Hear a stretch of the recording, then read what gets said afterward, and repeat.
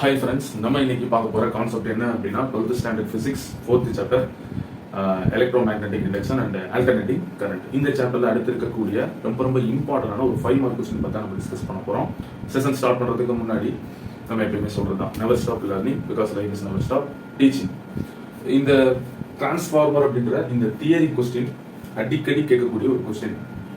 Maybe இந்த year board எக்ஸாமில் கூட இந்த கொஸ்டினை கேட்கறதுக்கான வாய்ப்புகள் ரொம்பவே அதிகமாக இருக்குது. ஸோ அதனால கொஞ்சம் கேர்ஃபுல்லாக லிசன் பண்ணுங்க. ஓகே, டாபிக் உள்ள போகலாம்.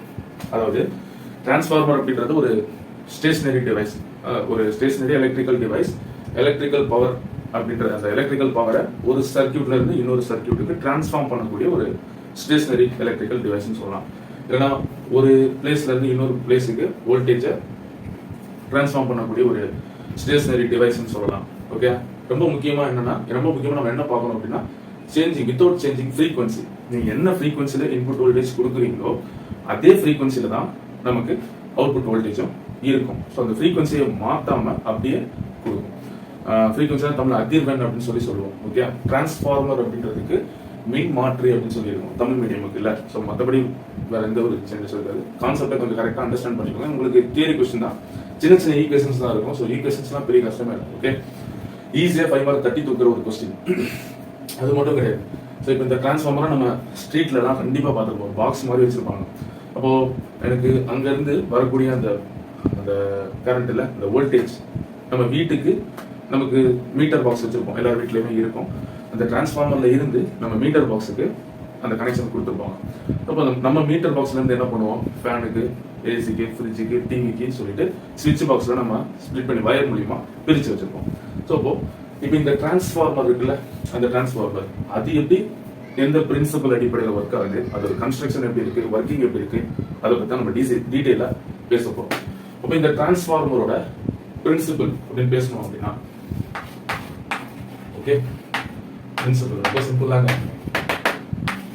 மியூச்சுவல் இண்டக்டன்ஸ், அதுதான் இதோட principle. Mutual induction, mutual induction நம்ம பார்த்துருக்கோம். ஓகே, மியூச்சுவல் இண்டக்ஷன் தான் இதோட பிரின்சிபல். நான் என்னன்றத சொல்றேன். ஓகே, டிரான்ஸ்ஃபார்மர்ல 2 டைப் இருக்கு. ஒன்று ஸ்டெப் அப், இன்னொன்று ஸ்டெப் டவுன். ஸ்டெப் அப் அப்படின்னா நீங்க கம்மியான வோல்டேஜை இன்புட்டா கொடுத்து அதிகமான வோல்டேஜை அவுட்புட்டா எடுத்துப்பீங்க. இதுதான் ஸ்டெப் அப். ஸ்டெப் டவுன் அப்படின்னா அப்படியே ஆப்போசிட். ஓகே, அதிகமான வோல்டேஜ் நீங்க இன்புட்டா கொடுப்பீங்க, கம்மியான வோல்டேஜ் அவுட்புட்டா கிடைக்கும். சரி, நம்ம அதை பார்ப்போம் என்ன அப்படின்றத டெரிவேஷன் போடும்போது அது இருக்கும். நான் சொல்றேன். பிரின்சிபல் மியூச்சுவல் இண்டக்ஷன் சொல்லியாச்சு. மியூச்சுவல் இண்டக்ஷன் அப்படின்னா என்ன? இப்போ ரொம்ப சிம்பிளா சொல்றோம். ஒரு காயில் இருக்குன்னு வச்சுக்கோங்க. ஓகே, இந்த ஒரு காயில் இருக்கு, இன்னொரு காயில் பக்கத்துல இருக்குன்னு வச்சுக்கோங்க. இப்போ இந்த மாதிரி 2 காயில் இருக்கு. இப்போ இந்த காயில நான் என்ன பண்றேன், ஒரு பேட்டரியில ஒரு காயில கனெக்ட் பண்ணி வைக்கிறேன், இன்னொரு காயில ஒரு கேல்வாமீட்டர்ல கனெக்ட் பண்றேன். தெரிஞ்சிருக்கும் உங்களுக்கு இல்ல, ஆல்ரெடி இந்த ஃபேரடேயோட எக்ஸ்பெரிமெண்ட்லாம் பார்த்த மாதிரி இருக்கும் லைட்டா. இப்போ இதை ஸ்விட்ச் ஆன் பண்றேன் அப்படின்னா இதுல கரண்ட் ஃப்ளோ இப்படி இருக்கும். இதுல கரண்ட் ஃப்ளோ இருந்தது அப்படின்னா, இந்த காயில கரண்ட் ஃப்ளோ ஆச்சு அப்படின்னா இதை சுத்தி கண்டிப்பா மேக்னெட்டிக் ஃபீல்ட் லைன்ஸ் இருக்கும். அந்த magnetic number of magnetic field lines நம்ம மேக்னெட்டிக் ஃப்ளக்ஸ் அப்படின்னு சொல்லுவோம்.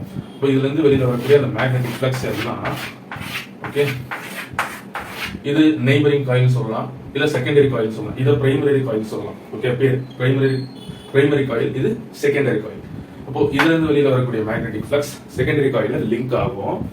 அப்படி லிங்க் ஆச்சு அப்படின்னா இந்த செகண்டரி காயில இஎம்எஃப் இன்டியூஸ் ஆகும். ஓகே, இதே செட்டப் தான் அங்கேயே இருக்கு, நல்லா பாத்தீங்கன்னா தெரியும்.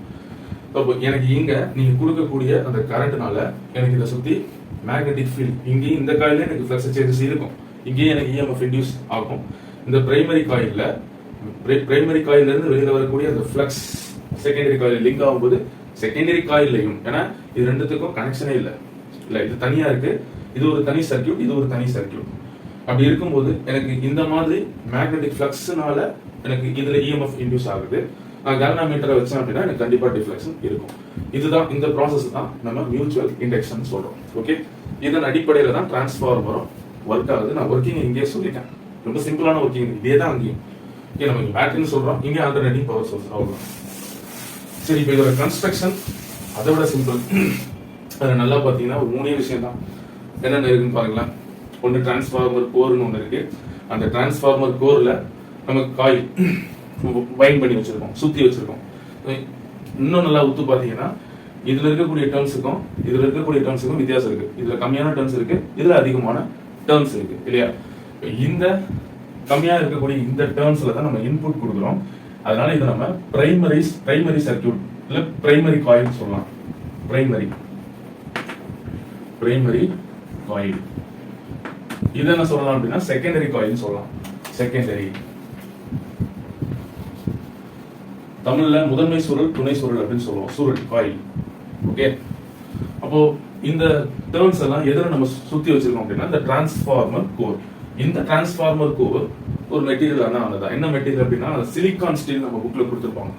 அயான், கோபால்ட், நிக்கல், இது எல்லாமே யூஸ் பண்ணலாம் டிரான்ஸ்ஃபார்மர் கோர். நம்ம புக்ல வந்து ஸ்டெயின்லெஸ் ஸ்டீல் அது கூட யூஸ் பண்ணலாம். நம்ம புக்ல வந்து சிலிகான் ஸ்டீல் சொல்லியிருப்பாங்க. என்ன அப்படின்னா சிலிகான் ஸ்டீல் என்னன்னா ஒரு நல்ல ஒரு மேக்னெட்டிக் மெட்டீரியல், மேக்னெட்டிக் ஃபீல்டை கண்டக்ட் பண்ணக்கூடிய ஒரு மெட்டீரியல். ஒரு சர்க்யூட்ல இருந்து இன்னொரு சர்க்யூட்டுக்கு ஈஸியா அந்த ஸ்ட்ரென்த்ல அதை கரெக்டா மெயின்டைன் பண்ணும். ஓகே, ஸோ நான் ஒர்க்கிங் சொல்லும் போது இன்னும் கிளியரா புரியும். இப்போ இது பிரைமரி காயில், அது செகண்டரி காயில். இது ஒரு டேர்ம்ஸ் இருக்குல்ல, அப்ப இந்த டேர்ம்ஸை பிரைமரி டேர்ம்ஸ் சொல்லலாம். அதாவது NP அப்படின்னு சொல்லலாம். இது என்னன்னு சொல்லலாம், NS சொல்லலாம். Primary terms, secondary number of terms. Okay, கிளியரா புரியும். அப்புறம் இதுதான் நமக்கு இன்புட், நம்ம ஆல்டர்னேட்டிங் வோல்டேஜ் இங்க கொடுக்குது. ஓகே, அப்போ பார்க்கும்போது தெரியுது இதுல கம்மியான டேர்ம்ஸ் இருக்கு, இதுல அதிகமான டேர்ம்ஸ் இருக்கு. சரி, அப்போ இதுல இப்போ உங்களுக்கு தெரிஞ்சிருக்கும். இப்போ நம்ம இங்க கொடுக்கக்கூடிய வோல்டேஜ் கம்மியா இருந்தா இங்க கிடைக்கக்கூடிய வோல்டேஜ் அதிகமா இருக்கும். இது ஸ்டெப் ஆஃப் டிரான்ஸ்ஃபார்மர்னு சொல்லிட முடியும். கரெக்டா? சரி, ஸோ அப்போ அந்த கன்ஸ்ட்ரக்ஷன் வைஸ் பார்த்தீங்கன்னா எனக்கு ஒரு சிலிகான் ஸ்டீல்ல டேர்ம்ஸ் சுத்தி வச்சிருக்கோம். இது பிரைமரி காயில், செகண்டரி காயில் சொல்றோம். நல்லா பாத்தீங்கன்னா பிரைமரி காயிலும் செகண்டரி காயிலும் எலக்ட்ரிக்கலி இன்சுலேட்டட், எலக்ட்ரிக்கலி தனித்தனியா தான் இருக்கு, ரெண்டும் ஒன்றும் சேரல. பட் மேக்னெட்டிக்லி லிங்க்னு சொல்லலாம். ஏன் மேக்னெட்டிக் லிங்க்னா இந்த மெட்டீரியல் ஒரு குட் மேக்னெட்டிக் மெட்டீரியல், இந்த டிரான்ஸ்ஃபார்மர் கோர். ஓகே, சரி, இவ்வளவுதான் இதோட கன்ஸ்ட்ரக்ஷன். கிளியரா புரிஞ்சிருக்கும். சரி, இதோட ஒர்க்கிங் எப்படி இருக்கும்? இப்பதான் சொன்னல மியூச்சுவல் இண்டக்டன்ஸோட கான்செப்ட் தான். அப்படியே நல்லா பாருங்க. இப்போ நான் இதுல கரண்ட் கொடுக்குறேன், வோல்டேஜ் நான் இப்போ இதை ஆன் பண்ணேன் அப்படின்னா இதுல எனக்கு கரண்ட் ஃப்ளோ இருக்கும் கண்டிப்பா. ஓகே, இப்போ இதுல போகக்கூடிய கரண்ட் பிரைமரி கரண்ட் சொல்லலாமா, IP. ஓகே, அப்போ இதுல எனக்கு நம்ம ஆல்டர்னேட்டிங் வோல்டேஜ்ல கொடுக்கும்போது எனக்கு இந்த டேர்ம்ஸ்ல கரண்ட் இருக்கும். இப்போ இதை சுத்தியுமே இந்த டேர்ம்ஸை சுத்தியும் எனக்கு மேக்னெட்டிக் ஃபீல்டு கண்டிப்பா என்ன ஆகும், ப்ரொடியூஸ் ஆகும். கரெக்டா? இங்க என்ன பார்த்தோமோ அதேதான் அப்படியே. அப்போ இந்த மேக்னெட்டிக் ஃபீல்டு இந்த டிரான்ஸ்ஃபார்மர் கோர் வழியா செகண்டரி காயில்ல கண்டிப்பா படும். அது எந்த சேஞ்சும் கிடையாது. அப்படி படும்போது செகண்டரி காயில்ல எனக்கு இந்த magnetic flux, number of magnetic field சொல்லி வரும்ல, அதனால ஃப்ளக்ஸ் சொல்றேன். செகண்டரி காயில்ல படும்போது செகண்டரி காயில்ல என்ன ஆகும், EMF இன்டியூஸ் ஆகும். EMF இன்டியூஸ் ஆச்சுன்னா அங்கே வோல்டேஜ், கரண்ட் எல்லாம் வந்துடும். அவ்வளவுதான். ஓகே, இவ்வளவுதான் ஒர்க்கிங். அப்போ இங்க நம்ம எவ்வளவு வோல்டேஜ் கொடுக்குறோமோ இங்க டர்ன்ஸ் அதிகமா இருக்கு, அதனால நமக்கு அவுட்புட் வந்து அதிகமான வோல்டேஜ் கிடைக்கும். ஃப்ரீக்வன்சி சேஞ்ச் ஆகாது, அதுல எந்த ஒரு டவுட் இருக்கக்கூடாது. ஃப்ரீக்வன்சி மாறாது. ஓகே, ஸோ அப்போ கிளியரா புரிஞ்சிருக்கும் எனக்கு இந்த மேக்னெட்டிக் மெட்டீரியல் சிலிகான் ஸ்டீல். அப்போ ஒர்க்கிங் இவ்வளவுதான். என்னது, பிரைமரி காயில்ல நம்ம வோல்டேஜ் இன்புட் வோல்டேஜ் கொடுக்குறோம், செகண்டரி காயில்ல நம்ம அவுட்புட் வோல்டேஜ் எடுத்துக்கிறோம். நம்ம லோட் நமக்கு என்ன தேவையோ அதை நம்ம எடுத்துக்கிறோம். அவ்வளவுதான். இப்போ ஒவ்வொரு டேர்ம்ஸ்லயும் நமக்கு EMF நல்லா தெரிஞ்சுக்கும். பிரைமரி காயிலையும் நமக்கு EMF இருக்கும் கண்டிப்பா. ஏன்னா நம்ம இந்த காயிலையும் ஃப்ளக்ஸ் ஃபர்ஸ்ட் சேஞ்ச் ஆகும், இதுல EMF இன்டியூஸ் ஆகும். நமக்கு தெரியும்ல, ஃபாரடேஸ் லா பார்த்துருக்கோம் இல்லையா? ஃபாரடேஸ் எலக்ட்ரோ மேக்னெட்டிக் இண்டக்ஷன் படிச்சிருக்கோம், ஃபாரடேஸ் லா பார்த்துருக்கோம், பிளஸ் லென்ஸ் லாவும் பார்த்துருக்கோம். லென்ஸ் லா EMF வந்து அப்போஸ் பண்ணும். கரெக்டா? ஆல்டர்னேட்டிங் வோல்டேஜ் அப்போஸ் பண்ணும். அப்போ அதுபடி நம்ம எழுதணும். இப்போ ஈக்குவேஷன்ஸ் எழுதும் போது இன்னும் கிளியரா புரியும். அப்போ பிரைமரி காயில இன்டியூஸ் ஆகக்கூடிய அந்த EMF P will be equal to minus NP, n turns, number of turns, primary coil, number of turns in primary coil என்னது, d∅b by dt. magnetic flux change ஆகும் with respect to time. இதுல primary coil number of turns கரெக்டா புரியும். Okay, will be equal to EMF. ஏன் இங்க negative சைடுனா அப்போஸ் பண்ணுது. Okay, அப்போஸ். கிளியரா புரியும், ரைட்? இப்போ இது எழுதிட்டோம்ல, இந்த EMF அப்படின்றத நம்ம input voltage across the primary coil அப்படின்னு சொன்னோம்னா அந்த வோல்டேஜ் நம்ம அப்சிலான் அப்படின்னு சொல்லி நம்ம புக்ல கொடுத்துருக்கோம். Epsilon primary will be equal to ஒன்னுல இருந்து இஎம்எஃப் பதிலாக நம்ம எப்சிலான் யூஸ் பண்ணுறோம், அவ்வளோதான், வேற எதுவும் கிடையாது. ND5/dt. கிளியரா? இது ஏதாவது டவுட் இருக்கா? கண்டிப்பாக இருக்காதுன்னா தெளிவாக சொல்லிட்டேன். ஏன்னா இதில் ஒவ்வொரு டேர்ன்லையும் எனக்கு இஎம்எஃப் இன்டியூஸ் ஆகும். இதே கம்பி தான் நம்ம இங்கேயும் நம்ம சுற்றி வச்சிருக்கோம். ஒவ்வொரு டேர்ன்ல இன்டியூஸ் ஆகக்கூடிய, இப்போ ஒரு டேர்ன் எடுத்துக்கிட்டோம்னா அந்த ஒரு டேர்ன்ல எவ்வளவு இஎம்எஃப் இன்டியூஸ் ஆகுதோ அதே அளவு இஎம்எஃப் தான் எனக்கு செகண்டரி காயிலையும் இன்டியூஸ் ஆகும். இங்க ஒரு டேர்ன்ல எவ்வளவு இஎம்எஃப் அங்க அதே மாதிரி ஒரு டேர்ன்ல அதே அமௌண்ட் ஆஃப் இஎம்எஃப் தான் இருக்கும். ஓகே, ஃப்ரீக்வன்சி மாறாதுன்னு சொல்லிட்டேன். இதுல எதுவும் டவுட் இருக்கா? கண்டிப்பா இருக்காது. ஓகே, ஸோ இப்போ இது முடிஞ்சது. அதே மாதிரி இப்போ இது பிரைமரிக்கு எழுதிருக்கோம், செகண்டரிக்கு எழுதணும்னா அப்படியே எஸ்ன்னு மாத்திட்டோம்னா வேலை முடிஞ்சது. will be equal to minus ns d5b/dt. அதே மாதிரி இது வோல்டேஜ் அக்ராஸ் செகண்டரி காயில் சொல்லும்போது epsilon s will be equal to minus p over ns d5b/dt. equation number 2, equation number 1. இப்போ இது ரெண்டுத்தையும் நம்ம கம்பேர் பண்ணி இல்ல 2 divided by 1 அந்த மாதிரி பண்ணோம்னா equation 2 divided by 1 ரெண்டுத்தையும் கம்பேர் பண்ணணும்னு வச்சுப்போம். என்ன ஆகும்? epsilon s divided by, பாருங்க எப்படியும் கேன்சல் ஆகும். d5/dt d5/dt டிவைட் வரும்போது கண்டிப்பா அது ரெண்டு கேன்சல் ஆயிடும். பேலன்ஸ் என்ன இருக்கும் அது மட்டும் எழுதுங்க, வேற ஈஸியா முடிஞ்சிடும். என்ன இருக்கு? epsilon s by epsilon p will be equal to ns. என்னது? மைனஸ் கேன்சல் ஆகும்ல, ஆமா, டிவைட் வரும்போது கேன்சல் ஆயிடும். அப்போ வெறும் ns by n will be equal to some constant, அதாவது டிரான்ஸ்ஃபார்மர் ரேஷியோன்னு சொல்லியிருப்பாங்க k அப்படின்னு சொல்லிட்டு ஒன்றும் கான்ஸ்டன்ட் தான். இது உங்களுக்கு கிளியரா புரிஞ்சிருக்கும். இவ்வளவுதான் ஸ்டெப்ஸும் கூட, வேற எதுவும் கிடையாது. அப்போ இன்கேஸ் இந்த ஒர்க்கிங் நம்ம சொன்னல, என்ன சொன்ன, நீங்க அல்டர்னேட்டிங் வோல்டேஜ் கொடுக்குறீங்க, எனக்கு இதை சுத்தி கரண்ட் போகும்போது பிரைமரி காயில சுத்தி மேக்னெட்டிக் ஃபீல்ட் இருக்கும், மேக்னெட்டிக் ஃப்ளக்ஸ்னு கூட சொல்லலாம். அது டிரான்ஸ்ஃபார்மருக்கு ஒரு வழியா செகண்டரி காயில கண்டிப்பா லிங்க் ஆகும். அப்படி லிங்க் ஆச்சு அப்படின்னா செகண்டரி காயில இஎம்எஃப் இன்டியூஸ் ஆகும், வோல்டேஜ் கரண்ட் எல்லாமே வந்துடும். கிளியரா? அப்ப இந்த ஒர்க்கிங்ல நமக்கு இந்த டிரான்ஸ்ஃபார்மர்ல எப்படி சொல்றது, எனர்ஜி லாஸ்ன்னு சொல்லிட்டு கண்டிப்பா நடக்கும், நடக்காம இருக்காது. நமக்கு அடுத்த டாபிக் அதுதான் இருக்கும், various types of energy losses in transformer சொல்லிட்டு இருக்கும். அப்போ இன்கேஸ் இதுல எனர்ஜி லாஸே இல்லப்பா, இப்போ வந்து இதுல வந்து மேக்னெட்டிக் ஃப்ளக்ஸ் இதுல எவ்வளவு இருக்கோ அப்படியே எந்த ஒரு லாஸுமே ஃப்ளக்ஸ் லீக்கேஜே இல்லாம, இப்போ 100 லைன்ஸ்னா அந்த 100 லைன்ஸுமே இதுல படுது. ஒரு உதாரணத்துக்கு சொல்றேன், பட்டுருச்சு அப்படின்னா அங்க லீக்கேஜ் இல்லைன்னு தான் நம்ம சொல்லணும், கரெக்டா? ஸோ அந்த மாதிரி எந்த ஒரு லீக்கேஜுமே இல்லை, நோ லீக்கேஜ் அப்படி இருந்ததுன்னா ஒரு ஐடியல் டிரான்ஸ்ஃபார்மர் அப்படி கூட வச்சுக்கலாமே. ஓகே, ஒரு ஐடியல் கேஸ். அப்போ அந்த மாதிரி இருக்கும்போது இன்புட் பவர் ஒரு ஐடியல், ஓகே, ஐடியல் டிரான்ஸ்ஃபார்மர் அப்படின்னா இன்புட் பவர், நீங்க ஸ்டார்ட் ஆகுது இன்புட் பவர் என்னவோ, input power will be equal to output power. Power, okay, பவரோட ஃபார்ம் நமக்கு தெரியும்ல, VI, அதாவது P equal to voltage into current. அப்போ பவர் நம்ம இங்க எப்படி எழுதலாம்? epsilon P IP. தரதா P னா primary voltage, primary current will be equal to அப்படி எழுதிங்க, epsilon S IS. Secondary voltage, அதாவது இந்த இடத்துல epsilon யூஸ் பண்ணிருக்காங்க வோல்டேஜுக்கு, V கூட யூஸ் பண்ணி அப்படியே நம்ம லாஸ்ட்ல V தான் மாத்த போறோம். ஓகே, புக்ல சொன்னனால சொல்றேன். ஓகே, எஸ்னா செகண்டரி கரண்ட். இப்போ இதை கொஞ்சம் ரீஅரேஞ்ச் பண்ணோம் அப்படின்னா எப்படி பண்ணுவோம் பாருங்களேன். ஒன்றும் இல்லை, இந்த விஎஸ் இருக்கு, ஓகே, அப்போ இந்த பிபி அந்த சைடு எடுத்துட்டு வந்துடலாம். அப்போ என்ன ஆகும்? PS by PP will be equal to IP by IS. எழுதலாமா? ஐஎஸ் இப்படி எடுத்துட்டு வந்தாச்சு, இப்படி எடுத்து போயாச்சு பிபி. ஸோ இப்படி எழுதிட்டேன். நல்லா பாருங்க, செகண்டரி வோல்டேஜ் V கிடையாது, இது அப்சிலான். நானே V நான் சொல்றேன், மாத்தி கிதி போடாதீங்க, மார்க் வரும். அப்சிலான் சொல்லணும். சிம்பிள் வந்து சும்மா அப்படி வளைச்சு போடணும். V எப்படி சும்மா லைட்டா பெண்ட் பண்ணி போடுங்க, அது அப்சிலான். அப்போ secondary voltage will be equal to primary current. இதுல இருந்து நமக்கு தெரியுது பாருங்க அந்த ratio.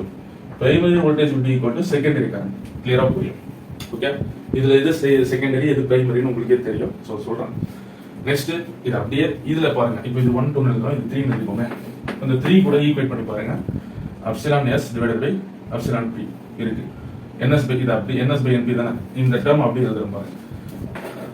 epsilon s by epsilon p will be equal to ns by np will be equal to ip by is will be equal to transformer ratio constant அப்படின்னு கூட சொல்லலாம். அப்ப இதுதான் எனக்கு இந்த டிரான்ஸ்ஃபார்மர் எனக்கு என்ன வோல்டேஜ்ல இருந்தா என்ன கரண்ட் அப்படின்னு சொல்லி சொல்றது. இதுல இருந்து நம்ம ஸ்டெப் அப் ஸ்டெப் டவுன் எழுத முடியும். நான் அது எப்படி எழுதணும்ன்றதையும் சொல்றேன். இது கிளியரா புரிஞ்சிருக்கும். இப்போ இது ஆம்ப்ளிடியூட், இப்போ நம்ம இஎம்எஃப் அந்த மாதிரி சொல்றோம். ஆம்ப்ளிடியூட்னா அந்த வேவோட ஹைட், சைனூசாய்டல் வேவோட ஹைட். நம்ம கொடுத்துருக்கிறது அல்டர்னேட்டிங் வோல்டேஜ். அல்டர்னேட்டிங் வோல்டேஜ் அப்படின்னா உங்களுக்கு தெரியும்ல, பாசிட்டிவ் சைக்கிள் நெகட்டிவ் சைக்கிள் மாறி மாறி மாறி மாறி எனக்கு டைரக்ஷன் மாறிக்கிட்டே இருக்கும். ஓகே, கிளியரா புரியும். அப்போ எனக்கு இந்த இடத்துல என்ன சொல்லுவாங்க, step up step down transformer பத்தி சொல்லணும். அப்போ இதுல ஸ்டெப் அப் ஸ்டெப் டவுன் ரெண்டு டைப் இருக்குன்னு சொன்னல ட்ரான்ஸ்ஃபார்மர்ல. ஒன்னு ஸ்டெப் அப் அப்படின்றது என்ன அப்படின்றத நான் இங்க எழுதுறேன். ஸோ இது அப்படியே ஸ்கிரீன்ஷாட் எடுத்து வச்சுக்கோங்க. Okay, step up step down பார்க்கறதுக்கு முன்னாடி இந்த ஆம்ப்ளிடியூட் சொன்னல வந்துட்டேன். ஆம்ப்ளிடியூட் நம்ம இந்த இஎம்எஃப் வச்சு சொன்னோம். ஆம்ப்ளிடியூட் வச்சு மாத்தி எழுதணும்னா ஒன்றும் கிடையாது. இது எதையும் மாத்தலாம் தேவையில்லை. ஓகே, இந்த வி இருக்குல்ல, அதாவது இந்த எப்சிலான், இந்த எப்சிலான வீன் மாதிரிங்க. சிம்பிள். இங்க எழுதுறேன்.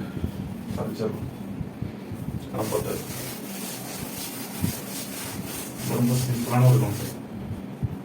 v by s, sorry, vs by vp அப்படியே ns by vp அப்படியே கேப்ஸ் நம்ம ஸ்மால் எழுதியிருப்போம். அப்படியே அந்த கேப்ஸ்ல பார்த்தீங்கன்னா அது ஆம்ப்ளிடியூட் பேசிஸ்ல வந்துடும்.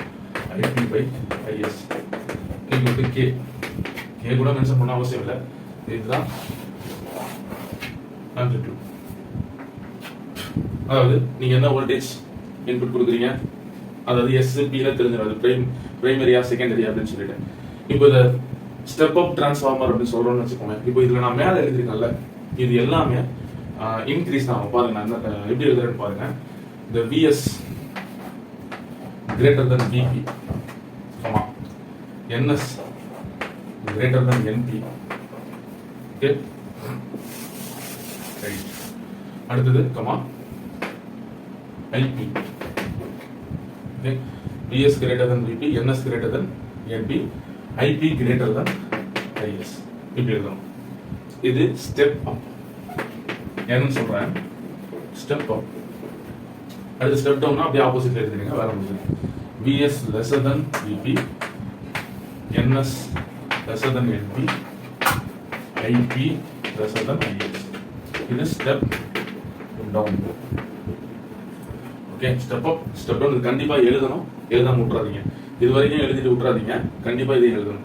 நமக்கு ஃப்ரீக்வன்சி மாறாம இருக்குன்றதை சொல்லியாச்சு. ஒவ்வொரு இந்த டேர்ம்ல எவ்வளவு இருக்குமோ அது ஃப்ரீக்வன்சி மேக்னெட்டிக் ஒர்க்கிங்ல சொன்னல, மேக்னெட்டிக் ஃப்ளக்ஸோட ஃப்ரீக்வன்சியா இருக்கட்டும், இல்ல கொடுக்கக்கூடிய அப்ளைடு வோல்டேஜோட ஃப்ரீக்வன்சியா இருக்கட்டும், டிரான்ஸ்ஃபார்மர் போற வழியா எனக்கு அப்படியே தான் போடும். ஃப்ரீக்வன்சில எந்த சேஞ்சுமே இருக்காது. ஸ்டெப் அப் ஸ்டெப் டவுன்ல இதுல நம்ம கொடுக்கக்கூடிய இன்புட் வோல்டேஜ் கம்மியா இருந்ததுன்னா, ஓகே, செகண்டரியில கரண்ட் பாருங்க கம்மியா இருக்கும். ஓகே, இது ஸ்டெப் அப் டிரான்ஸ்ஃபார்மர். நம்ம வோல்டேஜ் செகண்டரியில அதிகமா இருக்கு அப்படின்னா பிரைமரி கரண்ட் பாத்தீங்கன்னா அதிகமா இருக்கும். அதே மாதிரி ஸ்டெப் டவுன்ல பாத்தீங்கன்னா இன்னும் கிளியரா புரியும். இங்க பாருங்க, பிரைமரியில வோல்டேஜ் நம்ம அதிகமா கொடுக்குறோம், செகண்டரியில எனக்கு கரண்ட் அதிகமா கிடைக்குது. வோல்டேஜ் அதிகமா கொடுத்தோம்னா எனக்கு கரண்ட் அதிகமா கிடைக்கும். செகண்டரி காயில சொல்றேன். ஓகே, இவ்வளவுதான் கான்செப்ட். இது ஸ்டெப் அப் ஸ்டெப் டவுன். இதுல அது எதை டிபெண்ட் பண்ணி இருக்கு அப்படின்னா நம்பர் ஆஃப் டேர்ம்ஸ் டிபெண்ட் பண்ணி தான் இருக்கு நமக்கு. ஏன்னா இந்த கிரேட்டர் தன் சிம்பிள் போடும்போது எந்த சைடு இந்த வாய் பெருசா இருக்கோ அதுதான் அதிகம் அப்படின்னு அர்த்தம். இங்க செகண்டரி அதிகம், செகண்டரி கம்மி, அதாவது அவுட்புட். நமக்கு இப்போ அதுதான் அவுட்புட்ல. ஸோ அதை வச்சு சொல்றேன். ஓகே, செகண்டரி காயில பிரைமரியில புரியுதா உங்களுக்கு? பிரைமரியில நீங்க வோல்டேஜ் கொடுக்குறீங்க, அதே பிரைமரியில கரண்ட் அதிகமா இருக்கு. கரண்ட் பிரைமரியில அதிகம், செகண்டரியில கம்மி. அந்த மாதிரி ஒரு கம்பேரிசன் சொன்னேன். இப்படி கூட சொல்லலாம். நீங்க பிரைமரியில கரண்ட் கம்மியா கொடுத்து கரண்ட் இல்ல வோல்டேஜ் பிரைமரியில வோல்டேஜ் கம்மியா கொடுத்து செகண்டரியில வோல்டேஜ் அதிகமா கொடுத்தீங்க அப்படின்னா ஸ்டெப் அப். ஸ்டார்டிங்கா சொன்னேன் இதுதான் சொன்னா. நீங்க இன்புட் வோல்டேஜ் கம்மியா கொடுத்து அவுட்புட் அதிகமா எடுத்தீங்கன்னா ஸ்டெப் அப்னு சொன்னேன். அப்படியே மாத்தி போட்டீங்க அப்படின்னா ஸ்டெப் டவுன் சொன்னா. வோல்டேஜ் அதிகமா கொடுத்து செகண்டரியில கம்மியா எடுத்தீங்கன்னா அது ஸ்டெப் டவுன். அது கரண்ட் எப்படி இருக்குன்றதையும் பார்த்துக்கோங்க.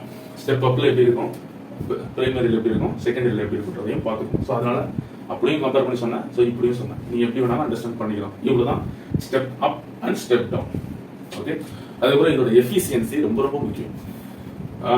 அதை எப்படி கால்குலேட் பண்ணுறது? ஈஸி தானே. என்னது அவுட்புட் பவருக்கும் இன்புட் பவருக்கும் உள்ள ரேஷியோ தான். அப்போ அவுட்புட் பவர் எஃபிசியன்சி. எஃபிசியன்சிலாம் ஒன்றும் இல்லை, அதோட திறன் எவ்வளோ ஒர்க் ஆகுது அப்படின்றது. இன்புட் இன்டூ 100, இதுதான் எஃபிசியன்சின்னு சொல்லுவோம். Okay, efficiency equal to output power divide by input power into 100. டிரான்ஸ்ஃபார்மர்ல கண்டிப்பா எனர்ஜி லாஸ் நடக்குங்க. நமக்கு நோ லீக்கேஜ், நமக்கு எந்த ஒரு லாஸும் இல்லை அப்படின்ற பட்சத்தில் ஒரு ஐடியல் டிரான்ஸ்ஃபார்மர்ல எப்படி இருக்குன்றத பார்த்துருக்கோம். ஓகே, அதை நல்லா மைண்ட்ல வச்சுக்கோங்க.